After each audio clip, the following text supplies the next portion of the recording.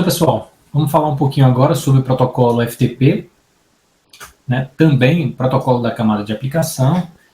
Então, esse protocolo ele dá suporte à transferência de arquivo.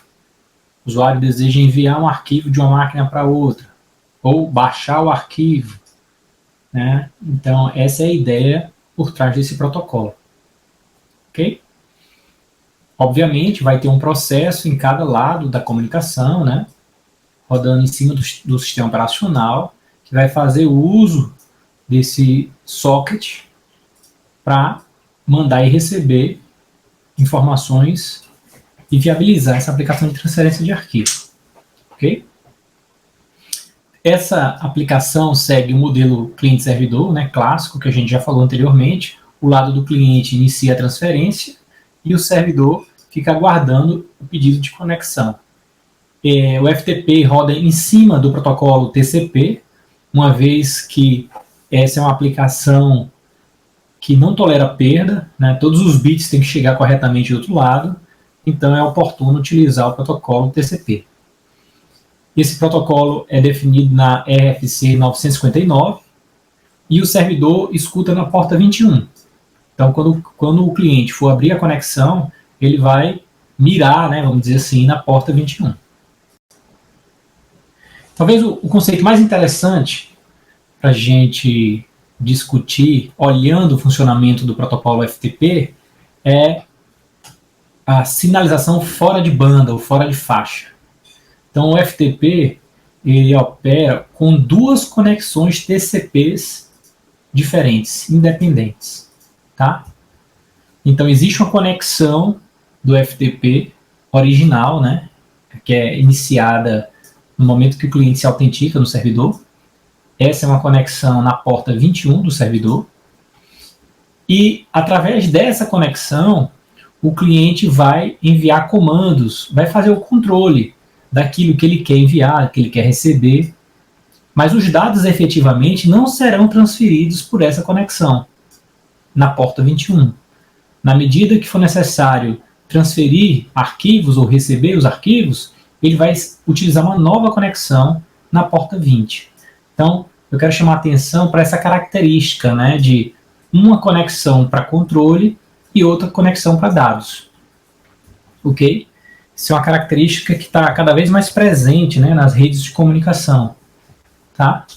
É diferente da interpretação, né, do cenário onde você tem dados e controle viajando juntos, tipicamente usando o conceito de cabeçalho, né? Tem um cabeçalho na estrutura que vem à frente com informações de controle e logo em seguida tem a parte de dados, né? A gente vai estudar, vai perceber que o TCP funciona assim, o UDP, o IP, ok? Já o FTP tem essa característica para a gente ter noção de que em alguns casos utiliza-se canais de comunicação independentes, um para controle e outro para dados. Tá? Ok? Então, assim, com esse protocolo, o cliente vai, obviamente, fazer uma autenticação, vai ser autenticado, né, para acessar o servidor. Ele vai poder consultar um diretório enviando comandos, né, específicos através da conexão de controle. Quando o servidor recebe um comando para transferência de arquivo, como eu mencionei, ele vai abrir uma outra conexão TCP na porta 20. E após essa transmissão do arquivo, a conexão de dados é fechada. Beleza? Então isso aqui a gente está chamando de uma conexão de controle, quer dizer, o controle está fora da conexão de dados, né? Fora da faixa. E o servidor FTP mantém o estado do diretório atual da autenticação anterior, para saber onde é que o usuário, em que pasto o usuário permaneceu. Ok? Bom, aqui é só para, talvez mais por uma questão de curiosidade, né, da gente olhar mensagens típicas do FTP. Assim como a gente viu no HTTP, o FTP também trabalha com mensagens ASCII, né, onde o usuário está passando o nome do usuário e senha. O comando list, ele vai solicitar a lista de arquivos no diretório atual, né? RETR recupera o arquivo, lê o arquivo, store, armazena o arquivo, e a cada mensagem dessa enviada para o servidor vai responder, né? Se o usuário manda o nome dele, o servidor manda a mensagem, tem um código aqui, ó, a título de curiosidade, né? Dizendo que ok, reconhece o usuário e pede o password, né? A senha. 125, a conexão já está aberta para iniciando a transferência. Ou então não pode abrir a conexão de dados, algum erro de escrita do arquivo. Isso aqui é mais por curiosidade, ok? Talvez assim, como eu disse, o aspecto mais interessante do FTP é aquela sinalização fora de banda, como eu mencionei anteriormente. Então agora a gente vai dar uma olhada nos protocolos e conceitos envolvidos para dar suporte à aplicação de correio eletrônico. Bom, essa é uma aplicação também que já tem alguns anos, né, muito bem conhecida, todos nós somos usuários. Então, de certa forma, foi o processo de transformar o correio, tradicional correio, numa aplicação virtual, né, vamos dizer assim, onde o usuário vai enviar e receber e-mails, né? Existem ainda outras características ou facilidades, mala direta, lista de discussão, links, enfim, né? É uma aplicação muito bem conhecida que a gente usa diariamente, não é isso? Então, como é que ele funciona? Existem 3 componentes principais, né? Os agentes de usuário, os servidores de correio e o protocolo que dá suporte para isso, essencialmente, o Simple Mail Transfer Protocol, SMTP. Tá? Aqui a gente tem essa visualização, né? Ó, os usuários, né? Na borda, ok? Onde eles vão usar os agentes de usuário para escrever e ler seus e-mails. Esses e-mails passam para os respectivos servidores de e-mail e que vão transferir as mensagens entre eles, né? Então vamos seguir aqui o roteiro. O agente do usuário, como eu disse, é o leitor de e-mail, onde o usuário escreve, né? Hoje em dia, fortemente baseado na web, mas ainda existem clientes que rodam, né, em processos não web, né, nos hosts. Ainda tem usuários que preferem trabalhar assim. Aí aqui são alguns exemplos, né? Outlook, Mail, tá? Já o servidor de correio, ele vai armazenar as mensagens que chegam para o usuário e ainda não foram lidas. Obviamente, as mensagens que vão chegando ou que devem sair vão para filas específicas, né, de mensagens, e elas serão transferidas de um servidor para outro, né, através do protocolo SMTP. Em alguns casos também a gente tem a transferência, né, como dito, do cliente para o servidor de correio. Então, o SMTP está especificado na RFC 2821, usa transferência confiável de dados, né, o TCP, para fazer a transferência. Trabalha na porta 25, a transferência direto do servidor de correio do remetente para o servidor receptor, ok? Tem o processo de apresentação, né, que a gente chama de handshake, antes da transferência, né, de dados, até que as mensagens são transferidas e depois é encerrado. Isso aqui é a comunicação usando SMTP, beleza? Também tem interação com comandos ASCII e respostas com códigos e frases de status. Veja que isso é uma característica, né, dos 3 protocolos que a gente está vendo até então, né, o HTTP, o correio eletrônico e o FTP. Ele trabalha com mensagens ASCII de 7 bits e os arquivos binários vão ser convertidos para ASCII de 7 bits no destino, eles são convertidos novamente de volta, né, para binário, que não acontece no HTTP. Bom, então para os usuários que utilizam programas de leitura de e-mail, né, tipicamente aqueles usuários que não fazem uso de webmail, existe já uma ação de mudança de porta, usando, isso aqui é uma informação do Comitê Gestor da Internet no Brasil, né? E uma ação anti-spam.br. Então, eles recomendam o uso da porta 587 ao invés da porta 25 para fazer uma gerência e reduzir o volume de spams envolvidos no Brasil, né? Então, quem tiver mais interesse pode acessar o site antispam.br e ver essas informações, esses detalhes, ok? Então, agora vamos ver o passo a passo do processo aqui. Então, a Alice, nossa amiga aqui, quer enviar uma mensagem para Bob, no endereço bob@homeschool.edu. Ela vai usar um agente de usuário, que a gente pode ver aqui no passo 1, e vai escrever, editar, né, o seu e-mail, vai enviar essa mensagem. Na hora que a Alice envia o e-mail para Bob, nesse endereço, essa mensagem vai ser transferida para o servidor de e-mail dela, o servidor de e-mail de Alice. E essa mensagem vai para a fila de mensagens do servidor. Tá? O lado cliente do servidor dela, veja que na hora que ela enviou, a mensagem sai do computador dela e vai para o servidor dela. Ainda não chegou em Bob, tá? Está no servidor de e-mail de Alice. E aí, nesse terceiro passo, o servidor vai abrir uma conexão TCP com o servidor de Bob, tá? Para transferir essa mensagem para o servidor de e-mail de Bob.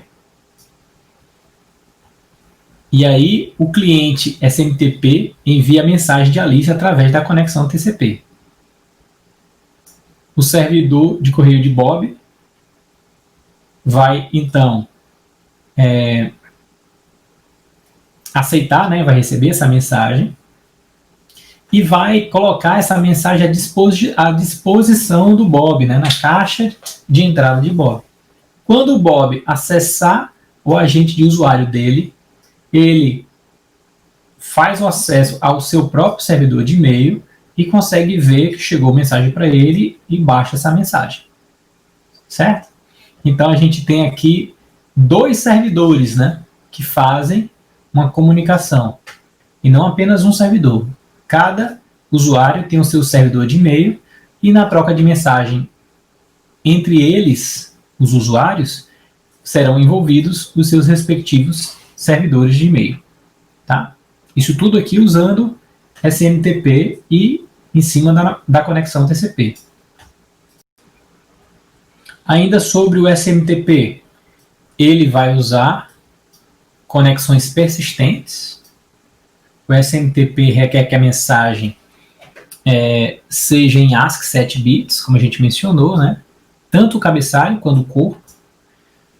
Ele usa esse retorno de linha para reconhecer o final da mensagem, né? Um código específico para dizer que a mensagem chegou no final. E se a gente fizer uma comparação do SMTP com o HTTP, a gente tem que o HTTP é um protocolo para baixar, né? Trazer informação. Tipicamente, ação feita do cliente para o servidor, né? Já o SMTP, ele é feito para enviar, que é a ideia do usuário de e-mail enviando o e-mail, né? Ambos têm comandos com resposta e códigos de status, também falei isso já, e trabalham com ASCII, código ASCII. Para o HTTP, cada objeto é encapsulado em uma própria mensagem de resposta.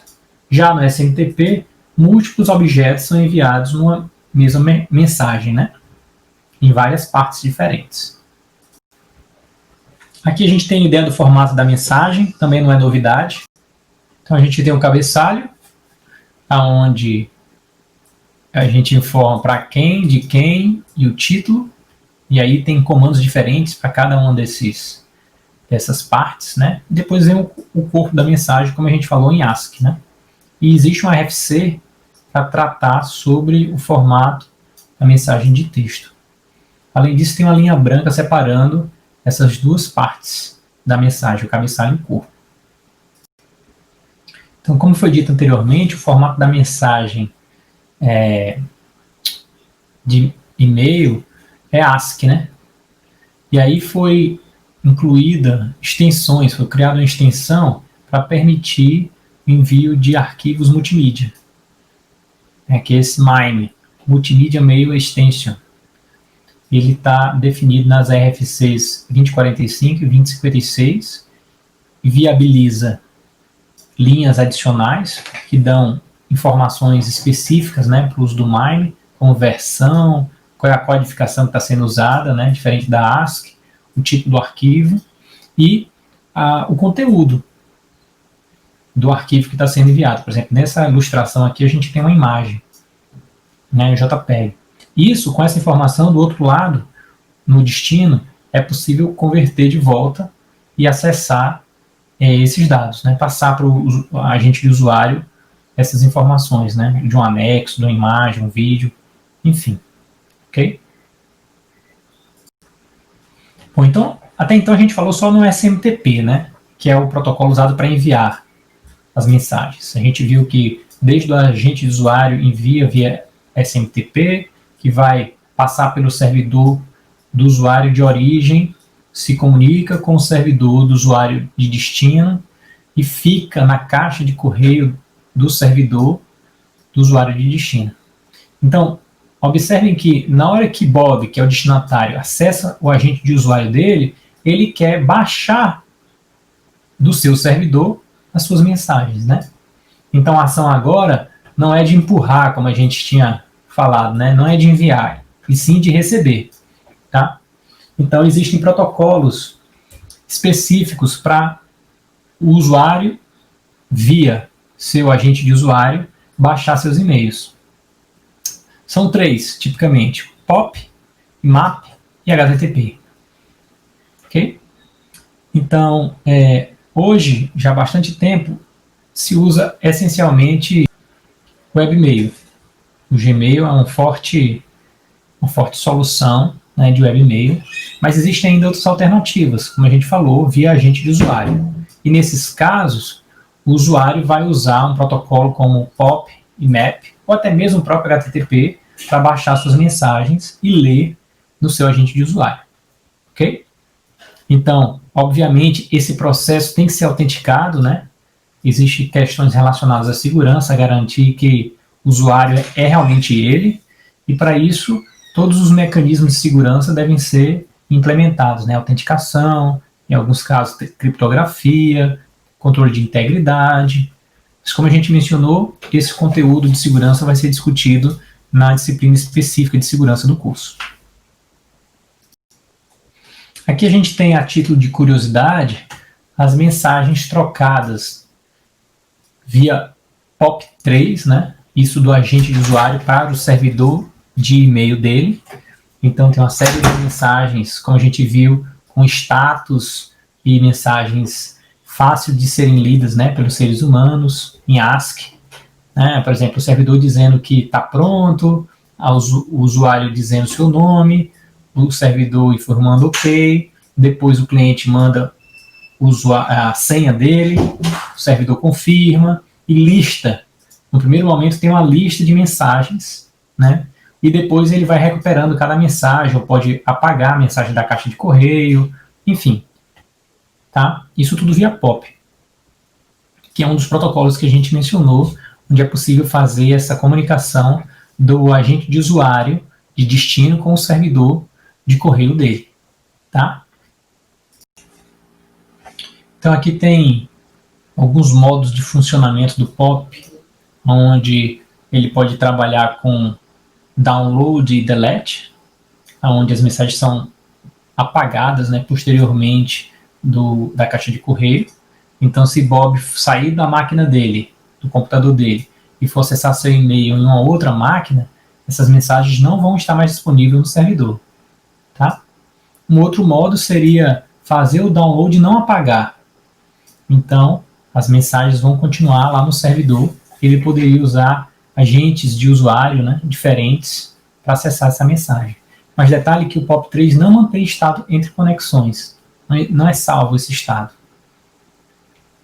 Uma solução para isso é o protocolo IMAP, que ele mantém todas as mensagens num único lugar, né? Permite o usuário organizar essas mensagens em pastas, e isso está associado ao processo dele manter o estado do usuário entre sessões, nome das pastas, mapeamento. Então a gente pode dizer que o IMAP facilita, né, esse processo de organizar. Isso tudo, pessoal, para quem usa agente de usuário não baseado na web.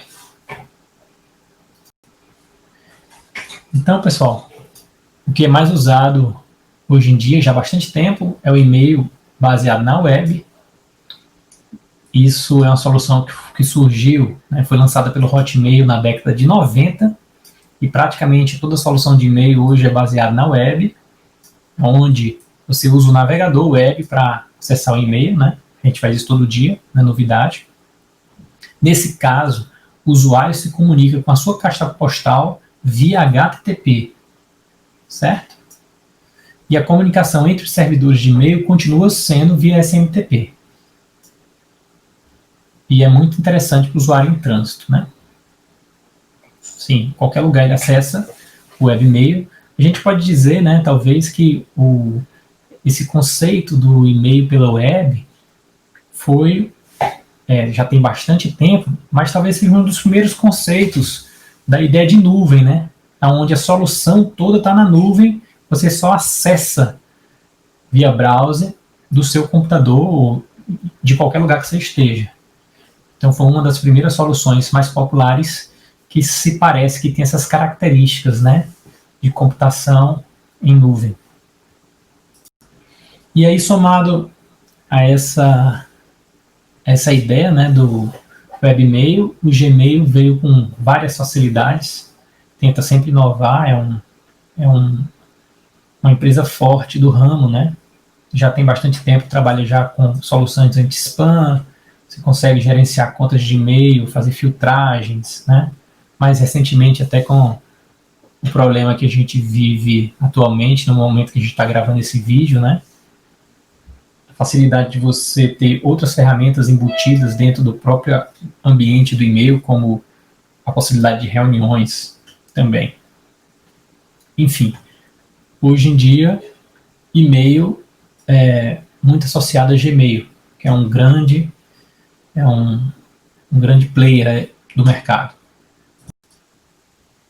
Então agora a gente vai falar um pouquinho do serviço DNS, né, o Serviço de Diretórios da Internet, que faz tradução de nomes para endereços IP. Então, pessoal, vamos falar sobre o serviço de nomes, né, o DNS, Domain Name System. A ideia é simples, né? Os seres humanos, as pessoas, têm facilidades para criar identificadores com nomes, mas a internet, especialmente a camada de rede, faz a identificação dos hosts através de números, que são endereços IPs. Então, o serviço do DNS permite nós, seres humanos, usarmos nomes, né? E o serviço DNS traduz esses nomes em números, tá? Então, como mapear, essa é a questão, né? Como mapear nomes em endereços IP, que é exatamente o mapeamento que precisa ser feito.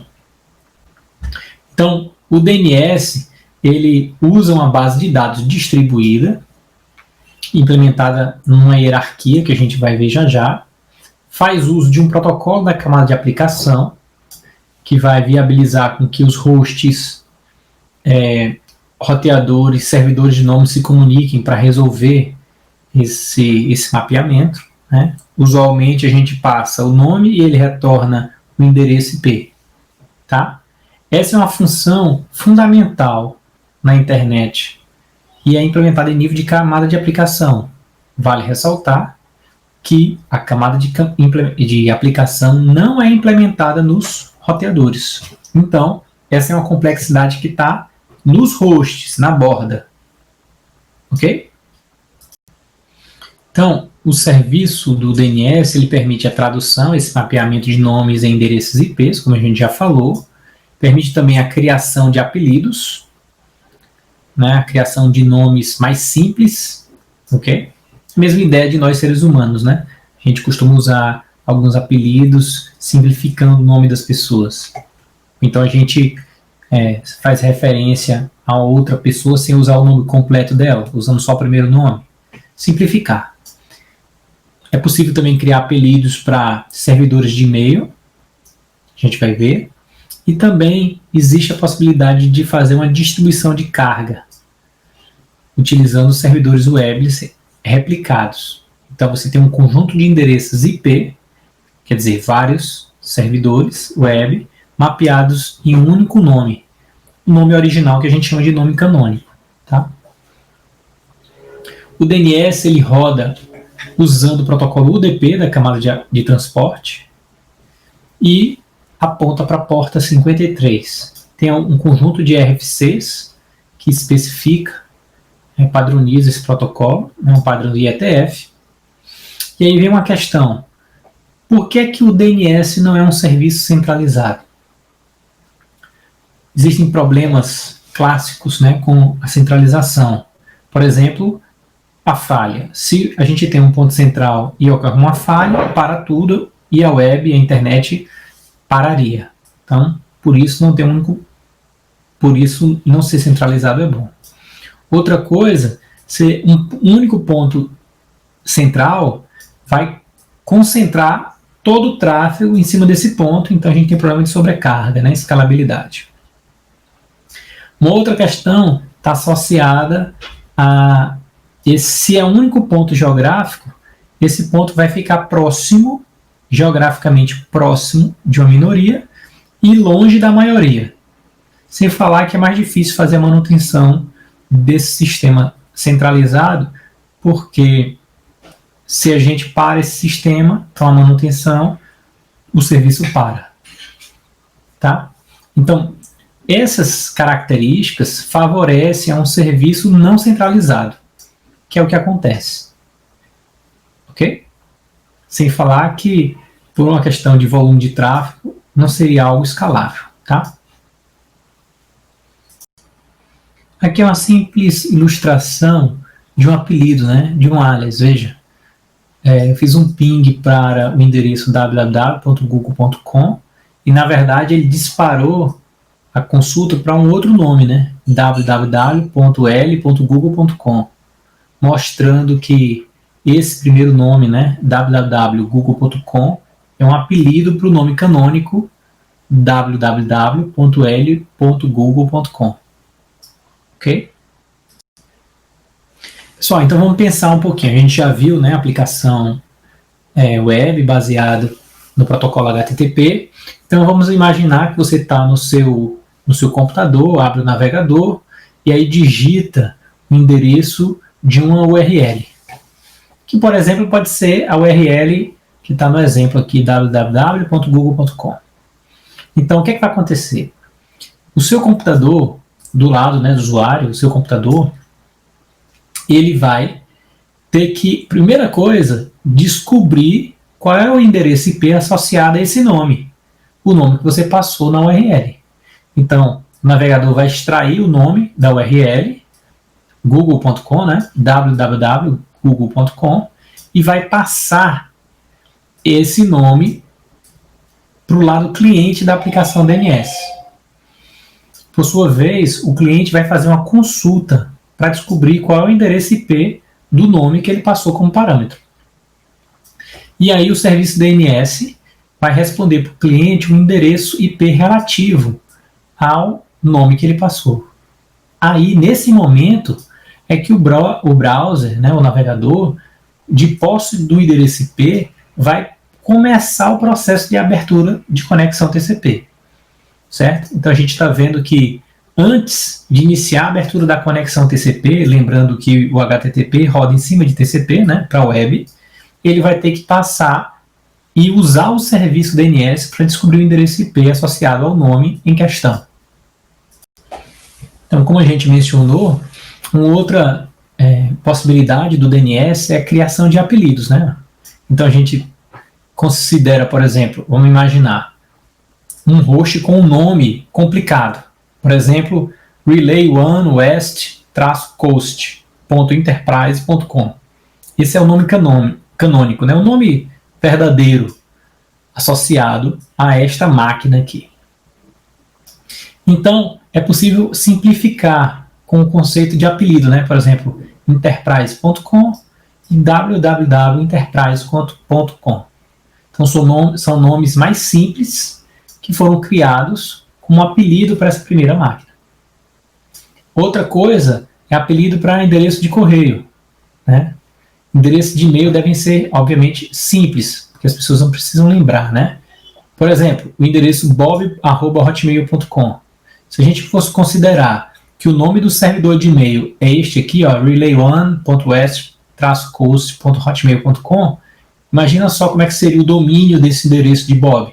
Seria algo extremamente inconveniente.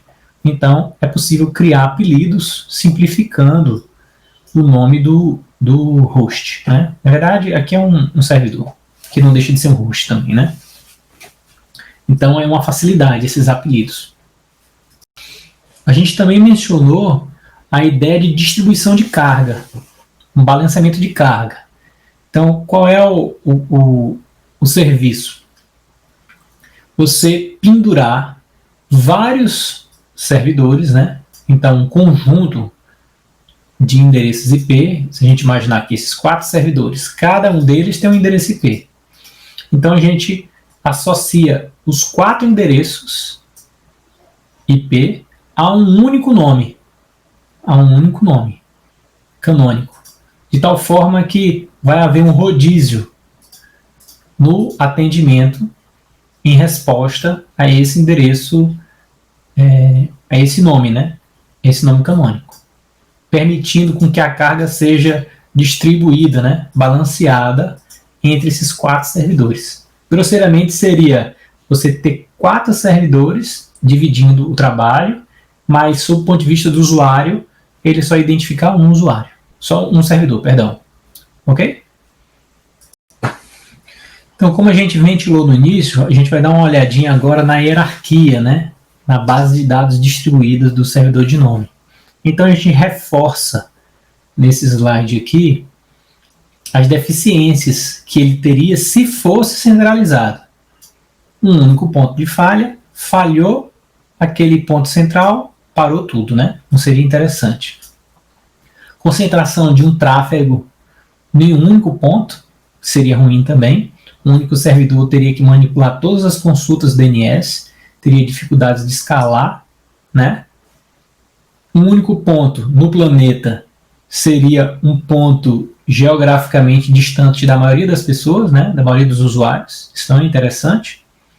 E mais difícil de fazer manutenção, porque se tivesse que parar esse único ponto, mais uma vez a gente teria o serviço parado para todo mundo. Então, na verdade, a base de dados do DNS é distribuída e hierárquica, como a gente pode observar aqui, ó. Existem 3 níveis. Nessa hierarquia tem 3 níveis, né? Existe o nível mais alto, que a gente chama de raiz, né? Existe um segundo nível intermediário, aqui, ó, que são os servidores .com, .org, .edu, que a gente chama de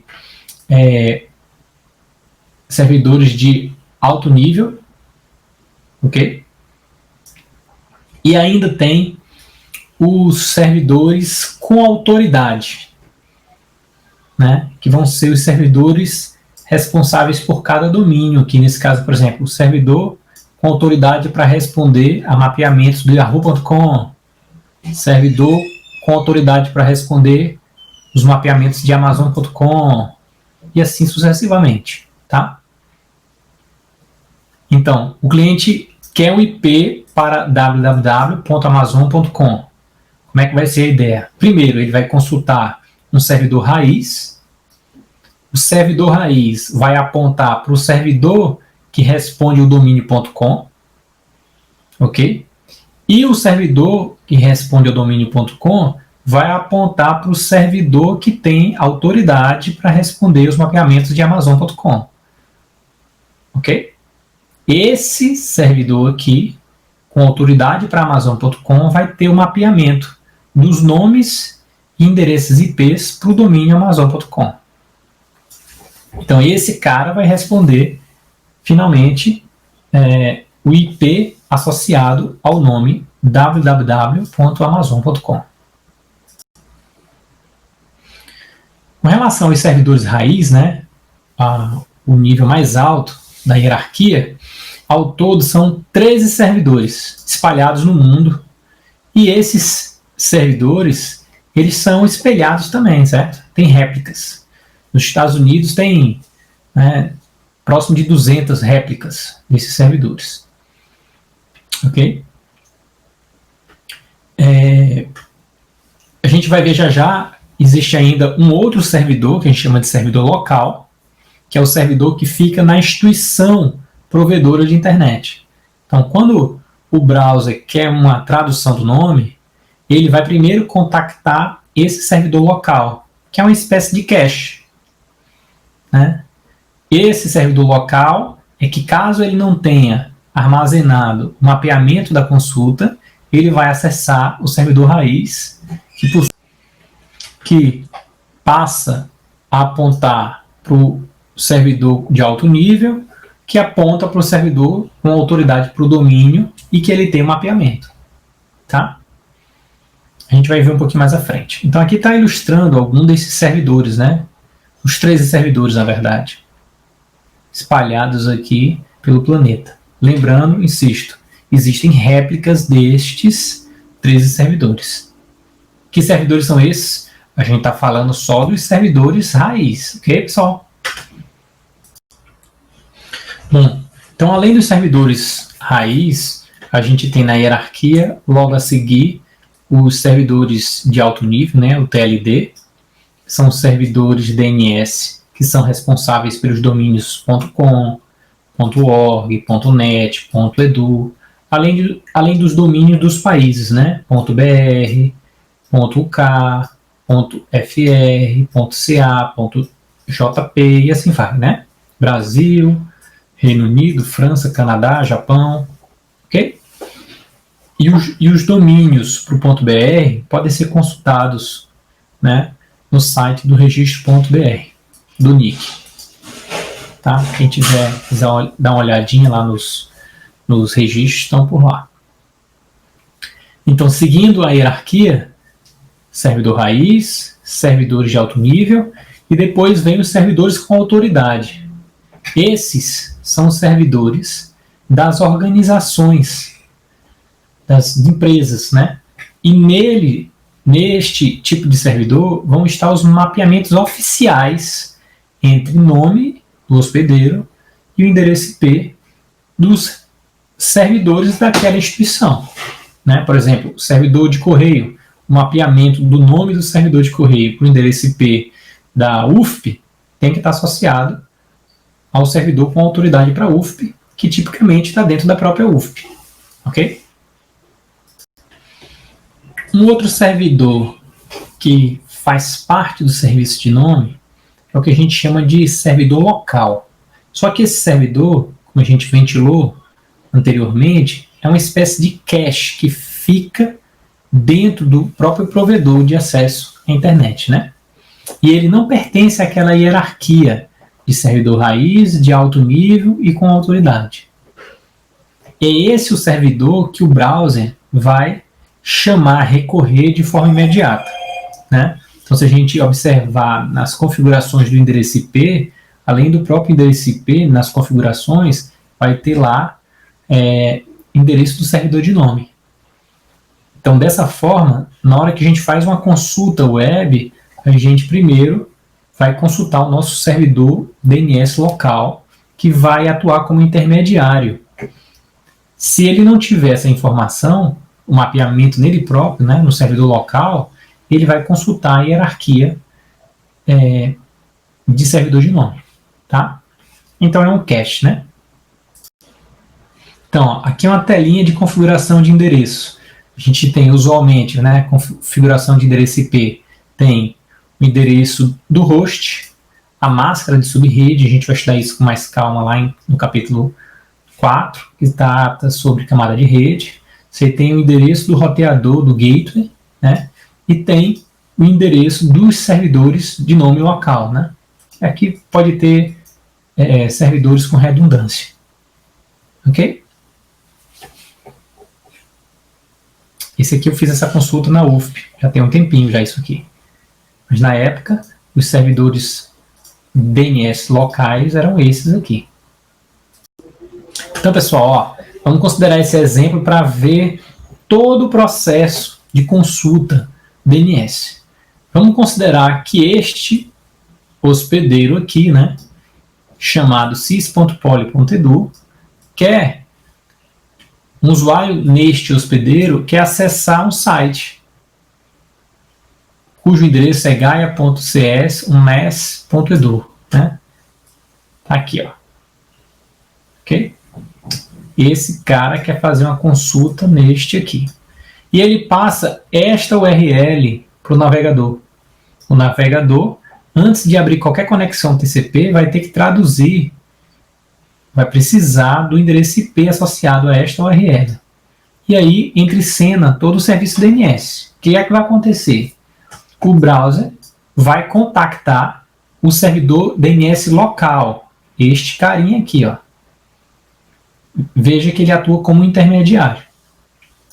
Então, se por acaso ele tiver informação já em cache, ele já responde diretamente para o cliente. Se ele não tiver, ele vai ter uma referência para um servidor DNS raiz. Então, nesse passo 2, ele consulta. Olha, eu quero um mapeamento para gaia.cs.mes.edu. O servidor DNS raiz vai dizer, olha, eu não tenho mapeamento, mas o servidor de alto nível para .edu é esse cara aqui. E aí ele passa a contactar diretamente o servidor DNS de alto nível para .edu, que ainda não tem mapeamento, mas ele sabe, olha, o que está dentro de .edu e tem mapeamento para o MES é este cara aí de baixo. Então ele responde com o endereço e o servidor DNS local consulta diretamente o servidor com autoridade para o MES.edu. Nesse servidor com autoridade para o MES.edu vai ter o mapeamento de gaia.cs.mes.edu. Então ele consulta o mapeamento, finalmente, responde para o servidor local de nome, o servidor local armazena na sua memória essa consulta e também passa o IP para o browser, né? Então, finalmente, é conhecido o endereço IP da URL desejada. Somente agora, uma conexão TCP pode ser aberta. E, futuramente, em novas consultas, esse mapeamento vai ficar guardado por um dado período de tempo no cache do servidor local, né? Que vai acelerar futuras consultas. Bom, com relação a essas consultas, tem uma particularidadezinha, né? A gente pode ter uma consulta recursiva, onde existe a transferência da responsabilidade de resolução do nome para o servidor de nome contactado, a carga pesada, né? Então, veja, aqui é feita uma consulta para o servidor local. Observe que o servidor local, ele repassa e terceiriza a consulta para o servidor raiz, neste exemplo. O raiz terceiriza para o servidor de alto nível. E o servidor de alto nível pergunta para o servidor de autoridade, com autoridade, né? Que por sua vez responde e a consulta vai voltando, né? Veja que, diferente do exemplo anterior, o servidor DNS local não saiu perguntando para cada um deles. Ele terceirizou, né? Vamos dizer assim. Então essa é uma consulta recursiva. E a consulta interativa é aquela que a gente viu anteriormente, onde o próprio interessado vai buscando e ele mesmo contactando cada servidor, tá? Então, na consulta interativa, a gente tem o quê? O servidor consultado responde um nome de um servidor de contato. É algo do tipo, olha, eu não sei, não conheço esse mapeamento, mas pergunte para fulano, que ele sabe. Foi o que aconteceu no exemplo do slide anterior. Então, como foi dito, existe um cache para armazenamento de informação no servidor local. Então, uma vez o servidor aprende mapeamento, ele é colocado no cache do servidor local. Entradas no cache, obviamente, vão estar sujeitas à temporização, então vai estar programado um período de tempo. Depois que passar aquele período de tempo, aquela entrada é apagada, certo?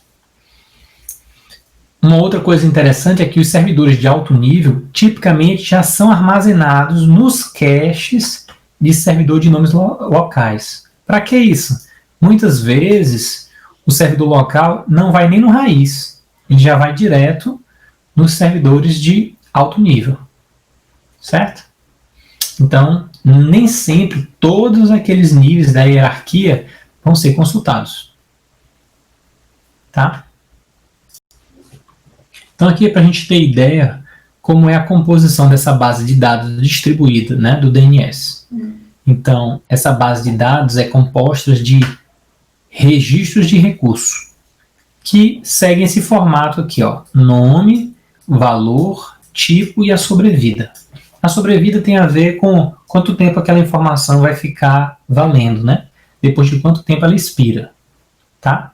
Então, com relação ao tipo, a gente tem basicamente 4 tipos: tipo A, NS, CNAME e MX.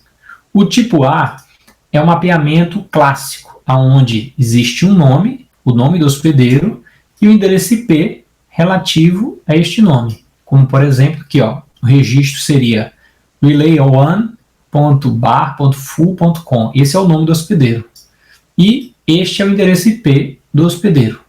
E aqui a gente tem um tipo A, que faz o mapeamento direto de nome e endereço IP.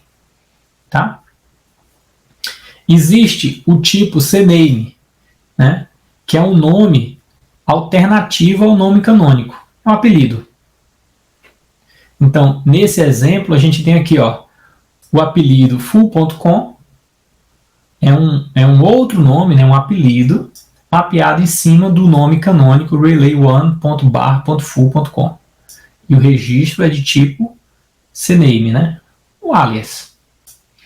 Existe ainda um tipo para mapeamento de domínio, e isso aqui é usado para fazer o mapeamento do servidor oficial para o domínio. Veja, lembra que a gente mencionou, os endereços da Amazon.com vão ficar sob a autoridade do servidor de autoridade Amazon.com. Então, nesse tipo de registro, é feito o mapeamento do servidor com autoridade para aquele domínio. Então, a gente chama de tipo NS, o tipo de domínio. Aqui, ó, o servidor dns.full.com é quem responde com autoridade para o domínio full.com. E o tipo de registro é NS. E ainda a gente tem um outro tipo de registro, que é o MX, que é para mapeamento de endereço de servidor de correio eletrônico. Tá? Com a mesma ideia, nome, o valor e o tipo. Nesse caso aqui, o nome é o próprio domínio, né? Ó, o domínio full.com vai ter como servidor de e-mail mail.bar.full.com e o tipo de registro é MX. Ok, pessoal? Então, são esses registros que vão estar distribuídos naquela hierarquia que a gente viu. Então, pessoal, as mensagens do protocolo DNS vão ser também pedido e resposta, né? E ambas vão ter o mesmo formato, que é esse formato que a gente está vendo aqui, ó. Né? Então, tem um campo de identificação, 16 bits, para pedido, resposta ao pedido, usa o mesmo ID. Então, tem um número, né, que vai identificar o pedido. Se a resposta é daquele pedido, vão ter o mesmo ID. Aí tem um campo de flag, que diz se é consulta, resposta, se recursão, aquele tipo de pedido de recursão é desejada, permitida, se é uma mensagem oficial. Enfim, tem alguns detalhes que a gente não vai discutir aqui, né, para a gente ter uma ideia. E aí tem a parte de pergunta, onde vai ser solicitado, né, alguma coisa, é a consulta em si, não é? DNS, e as respostas. Tem espaço ainda para informar se essas respostas é do servidor com autoridade para aquele domínio e a inclusão de informações adicionais aqui. Então, assim, é algo bem simples. Que é uma visão melhor, né, da mensagem. Por exemplo, aqui na parte de informação adicional, a gente tem, por exemplo, pode vir uma informação sobre o nome canônico de um endereço, né, associado a um alias, ok? E outras informações, né, como a gente mencionou. Então, é uma mensagem bem simples. Aqui vai dizer o número de registros adicionais, o número de registros com autoridade, o número de perguntas, o número de resposta e informações sobre recursão. A identificação vai criar uma diferenciação entre as mensagens, mas as mensagens de pedido de resposta têm o mesmo número. Ok? Sim, como eu falei aqui, ó, nessa parte de autoridade, vai vir as informações apenas dos servidores com autoridade. Tá legal? Bom, então com isso a gente fecha, né, a discussão sobre o protocolo FTP, os protocolos envolvidos na aplicação de correio eletrônico e o protocolo DNS, tá? A gente continua na próxima aula falando sobre aplicações peer-to-peer. Um abraço, até lá!